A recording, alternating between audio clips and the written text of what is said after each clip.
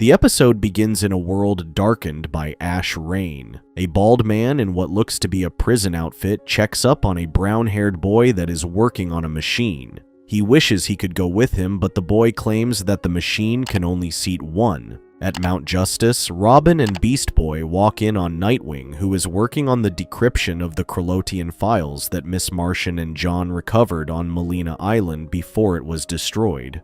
Nightwing states that, apparently, the Krolotians were snatching humans to use as guinea pigs for their research. He claims that they were looking for something inside their human captives, which he calls the metagene. While they were discussing what it is, suddenly, the computer defenses alert them of an unknown energy impulse directed at them. All of a sudden, a ball of lightning appears before them, and a mysterious machine emerges. A boy comes out and takes on the name Impulse, after Beast Boy identifies it as the cause of the said impulse the computer detected. They were surprised when Impulse could move fast, who takes a close look at them before he runs away to explore their headquarters. Nightwing quickly orders them both to catch the mysterious speedster that came out of nowhere. Impulse walks in on the shower room and was impressed by the retro-style faucets that he turns them all on. Beast Boy chases after him but slips up on the wet floor and crashes into a wall. Robin catches up to him in the cafeteria, but he fails to hit him as Impulse was way too fast and leaves him in the dust. Nightwing throws explosive bolus on the ground, but Impulse ran on the wall to dodge them. Little did Impulse know that he was waiting for him, and Nightwing knocked him to the ground. With Impulse still dazed from the ambush, Nightwing then handcuffs his arms and legs. Impulse claims to have come from the future, and introduces himself as Bart Allen, the grandson of Barry Allen, aka The Flash. When they refuse to believe him, Impulse states that it should be obvious, having inherited Flash's superpowers and irresistible good looks. When Nightwing offers him a drink to secretly get his DNA, but Impulse sees through him and spits in the glass to willingly give it. He then addresses Nightwing as Dick Grayson, to which they were surprised that he knew his secret identity. Impulse goes ahead and reveals everyone's secret identities, hoping to prove his claims that he came from the future. Beast Boy is still skeptical and asks him to tell him something about the future, but Impulse refuses, worried that he would alter the time stream. While they were talking, the computer alerts them of Malcolm Duncan, aka Guardian, returning. While they were briefly distracted, Impulse claims that is his cue and phases through the handcuffs. He breaks free of the handcuffs and escapes outside, who runs into Duncan, who was parking his motorcycle. Beast Boy transforms into a falcon, claiming that the peregrine falcon is the world's fastest bird. Robin worries that Beast Boy won't have a chance, to which Nightwing agrees, claiming that Impulse is way too fast. Although they may not have caught him, Nightwing claims that at least they could track him, revealing that he put a tracker on Impulse. Robin worries that it'd simply fall off, but Nightwing reassures him that it wouldn't, not when Impulse drank it. Robin was impressed that he used a subcutaneous micro-tracker in the water. Seeing that Impulse is headed for Central City, Nightwing calls an associate to help him.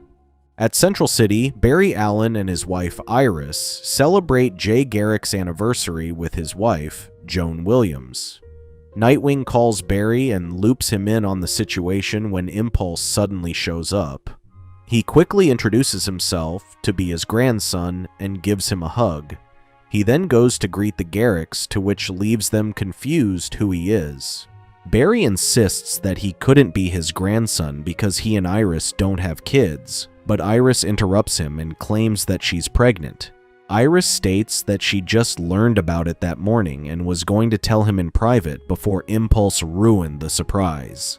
They were shocked when Impulse slipped up and claimed that they were having twins. Wally West, aka Kid Flash, joins them, claiming that Nightwing called for his help on the matter. Wally warns Impulse to be careful with sharing too much information, as it could crash the entire time stream. Suddenly a phone rings, but Impulse tells her not to answer. Iris claims that it's his boss from GBS and discovers that downtown is being evacuated after a new superpower lunatic calls for Flash's blood. Unable to ignore it, Barry pulls out his suit, but Impulse asks him to sit this one out and let the League handle it. He claims that it's rare to have a relative from the future visit them. Flash insists on going and claims that he'll be back once he sorts it out, to which Impulse runs after him. Downtown, a new supervillain, Neutron, shows up and wreaks havoc, leaving a trail of destruction in his wake. Flash runs towards him, and although he manages to dodge his frontal attacks, he gets blown away when a surge of energy wave hits him. Impulse catches him by creating a wind funnel, impressing Flash, but Impulse claims that he learned it from his father, of whom learned it from him. The enemy calls their attention, but they easily dodged his attacks. Flash claims it's a standoff when they are unable to stop Neutron, and he continuously generates waves of energy around him. Each wave starts before the previous wave dissipates, leaving no gaps at any speed that they could use to defeat him. Unable to close in on the enemy, Flash realizes that he followed him to battle, but Impulse claims he wanted to see him beat a supervillain in person while still in his prime. In an abandoned warehouse, Krolotians are observing the fight downtown, and given their conversation, it would appear that they are controlling Neutron.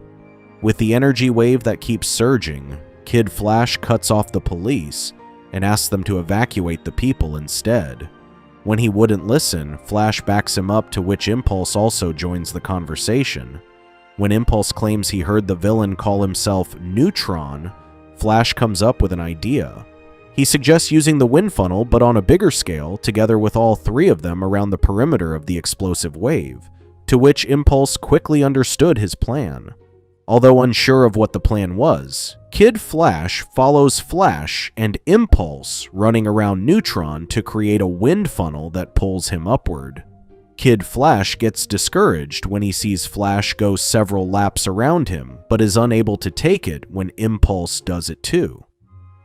The Krolotians, observing the fight, claim that Neutron's energy level continues to increase faster than he can release it. They worry that he will soon start crashing, to which a blinding light covers everything, leaving destruction in its path. Worried Kid Flash wouldn't be able to outrun the explosion, Flash and Impulse drag him away from the blast. After the explosion, Impulse wanted to check out the wreckage, to which Flash tried to stop him, but he explains that he only wanted to see the body. At a safe distance, Kid Flash uses his goggles to check on Neutron, but was surprised to see him still alive and more unstable than before. He literally saw Neutron rebuild his body as if nothing happened, but instead turned into a glowing man. The Krolotians realized that their control device was destroyed in the explosion and decided to abort the mission. They then quickly left, activating the self-destruct on the entire building. Switching to infrared, Kid Flash suspects that the getup Neutron was wearing before works like a containment suit, and without it, he appears to be even less stable. Flash borrows his goggles and discovers there are fluctuations between his energy waves. He claims that each fluctuation only lasts a microsecond, and suggests that he race in and pull Neutron to desert to minimize the damage for when he does explode again. He tells them to stay put while he carries it out. Flash got distracted when Impulse stubbornly joins him that they trip on each other and they fall to the ground. When they were about to get caught in the explosion, Kid Flash and Jay Garrick pulls them to safety away from the explosion. When Kid Flash scolds Impulse for nearly getting Flash killed, Flash claims that they all saved him. He explains that Neutron's overload accelerated, and even at his top speed, he'd never make it to the desert in time. That said, he wonders what Jay was doing when he was supposed to be retired, to which he claims that his wife would be so mad if she knew he put on the tin hat again. Flash quickly noticed that Impulse goes missing, to which he runs into the center of the explosion to find Neutron materializing again. He drops a blue pill which combines in Neutron's body that turned him back to normal. When the others find him, Impulse claims he doesn't know what happened and suspects that he must have simply ran out of juice. Back at Mount Justice, Nightwing discusses the DNA results he got from Impulse, which is a match for both Barry and Iris. He adds that he found Zeta and Chronotron radiation from him, which one would expect to find radiating off a time machine. These are conclusive results to prove that he is who he says he is. Impulse claims that it is time he went back, to which Flash claims he is looking forward to meeting him again for the first time as his grandfather. Ready to return home, Impulse enters the machine, but when nothing happens, he claims that the machine doesn't work as all the circuits have been fried. When asked if he could repair it, he explains that he is not a Chronotron expert and is frustrated at the idea of being trapped in the past. Meanwhile, Cheshire and Red Arrow follow a lead on Roy Harper. Red Arrow claims that he is unconvinced that finding the real Roy Harper could be this easy when the good guys have been looking for him for years. Cheshire states that she was willing to go to places that the good guys don't. She then tells him to stop calling him the real Roy Harper. Although he might be a clone, she needs him to be real for the sake of their daughter, Leon. She claims that he can't be the father that Leon deserves until he gets the original Roy guilt out of his system. After hardening his resolve, they carry on to break into the Tibetan castle, ziplining from the bell tower and taking out the lookout. When they run into some guards, they pretend to surrender, luring them close to take them out. Leon was impressed that she breaks out a giggle that echoed the solemn halls of the castle, alerting the rest of the guards. Surrounded, Red Arrow claims that they should have left Leon with her sister. Although it took them a while, they took them all down despite their overwhelming numbers. Red Arrow worries when Leon is pleased by the violence she witnessed, but Cheshire explains that it's genetic. When they come upon a red door, Red Arrow blows it up to find a cryo chamber in the middle of the room. When they opened it, they find an unconscious Roy Harper with a decapitated arm. The episode returns to where we began, with a brown-haired kid working on a machine. It was later revealed that this is 40 years into the future and the kid is Bart Allen, aka Impulse, to which the device he is working on is the time machine. In a world covered with ash and rain, the bald man, later revealed to be Nathaniel Tryon, aka Neutron, to which they just struggled to defeat. Tryon asks him not to call him Neutron, regretful of all the destruction he caused over the years. He claims that curing him and saving Flash's life is only the beginning. Impulse concurs and claims that this is a big mission with lots still to do. He knew before anything that traveling back to 2016 to save Flash will fry the time machine, making this a one-way trip. Bart agrees to claims that this future isn't worth returning to.